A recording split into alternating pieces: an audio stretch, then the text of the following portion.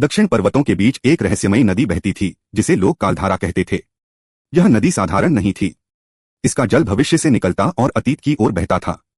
जो भी इसमें झांकता उसे अपने आने वाले समय की झलक दिखाई देती। युवक अर्णव इस नदी के बारे में सुनकर आया था। वह अपने जीवन में किए गए कुछ निर्णयों से परेशान था। उसे लगता था कि अगर वह समय को थोड़ा बदल पाता तो उसका वर्तमान अलग होता। बुजुर्गों ने चेतावनी दी, इस नदी में भविष्य दिखता है पर सुधार नहीं। जो देख लिया उसका भार उठाना पड़ता है। अर्णव ने चेतावनी को हल्के में लिया। नदी में देखते ही अर्णव ने स्वयं को अकेला, थका और पछतावे से घिरा पाया।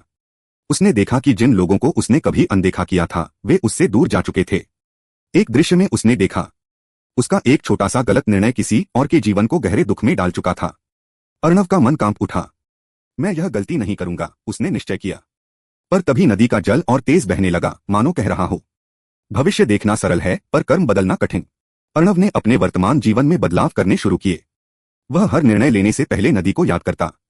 पर समस्या यह थी, उसे यह समझ ही नहीं आता था कि कौन सा निर्णय वास्तव में गलत है। कभी जो उसे सही लगता वही भविष्य में दुख का कारण बनता। कभी कठोर निर्णय आगे चलकर किसी को बचा लेता।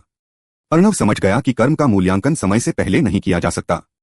यह उलझन उसकी सबसे बड़ी परीक्षा बन गई। एक दिन अर्णव ने नदी से फिर प्रश्न किया, बताओ सही क्या है? नदी शांत रही। लेकिन उसी क्षण उसने भविष्य में स्वयं को देखा, नदी पर खड़ा, पर इस बार जल सूखा हुआ था। उसे समझ आ गया, भविष्य को जानने की लालसा ने उसे वर्तमान से काट दिया था।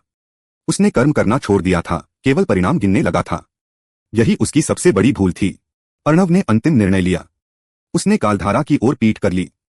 अब वह भविष्य देखने नहीं गया। उसने अपने कर्म ईमानदारी से करने शुरू किए, बिना गारंटी, बिना डर। कहते हैं उसी दिन नदी का प्रवाह धीमा पड़ गया। उसकी धारा अब उतनी उल्टी नहीं थी।